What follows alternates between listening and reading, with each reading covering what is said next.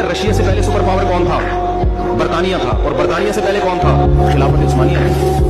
खिलाफत उस्मानिया super power थी। उस वक्त इसराइल की ये मजाल नहीं थी कि वो उसने खलीफा से ये कहा था कि मुझे फिलिस्तीन की थोड़ी सी जमीन चाहिए, उसने कहा शॉपर में मिट्टी डाल के लेटाने की भी इजाजत नहीं है। ग्रेट ऑटोमान एम्पायर की सदी के आगाज तो कायम थी। ग्रेट ऑटोमान एम्पायर जो 3 बड़े आजमों पर मुहित फिर सल्तनत उस्मानिया कायम हुई और साल 500-600 साल तक हो रही।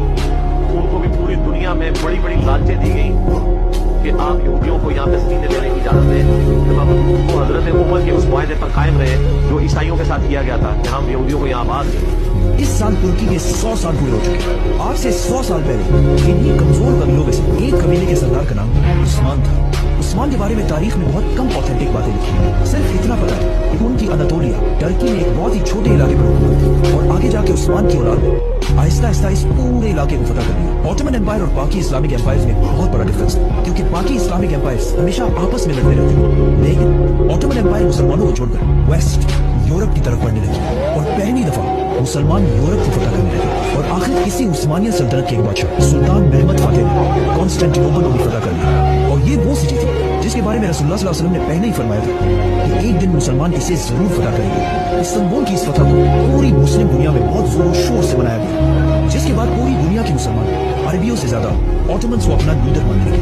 लेकिन उस्मानिया सल्तनत के बादशाह उस वक्त भी सिर्फ सुल्तान कहलाते थे, खलीफा नहीं। खलीफा तब भी अब्बासी खिलाफत के ही बादशाह को कहा जाता है जो इस्लामी था। सुल्तान सलीम उस वक्त के खलीफा मुतवक्किल को अपने साथ वापस इस्तांबुल लेकर आए और यहाँ दिस इज वेयर खिलाफत ट्रांसफर हुई। अब्बासी खलीफा मुतवक्किल ने अपनी खिलाफत सुल्तान सलीम के हवाले की और साथ ही रसूलुल्लाह सल्लल्लाहु अलैहि वसल्लम की तलवार और कुछ बाकी चीजें जो आज तक इस्तांबुल में मौजूद है। और इस तरह पहली बार खिलाफत अरबियों से निकलकर एक टर्किश बादशाह के पास आई। ये आजमी मुसलमान है, अरबी नहीं अरबी के, ये नोट कर लीजिए।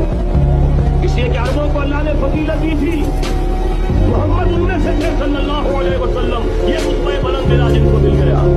लेकिन साथ ही अल्लाह ने धमकी भी दे दी थी सूरह मोहम्मद में, इन ततवल्लो यस्तब्दिल कौमन गैरकुम, अगर तुम पीठ दिखा दोगे उस मिशन को जो हमने तुम्हारे हवाले किया है, तुम्हें हटाए